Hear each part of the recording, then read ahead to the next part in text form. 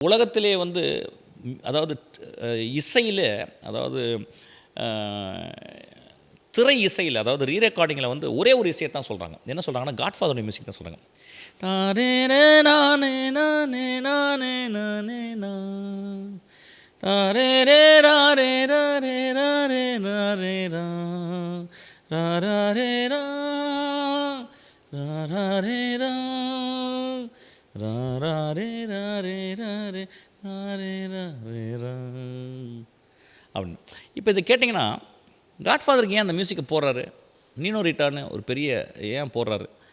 அப்படின்னா, அந்த ஒட்டுமொத்த சிசிலியிலேருந்து, இட்டாலியிலேருந்து மைக்ரேட் ஆகி வந்த மைக்ரண்ட் ஒர்க்கர்ஸ் வந்து இங்கே அமெரிக்கால வந்து கத்ரோட்டா ஏதோ ஒண்ணு குறுக்கன் இதில பண்ணி, அவங்க வந்து அந்த ஊர்ல ஒரு வயலன்ஸை வச்சு அவங்க ஆள்றாங்க.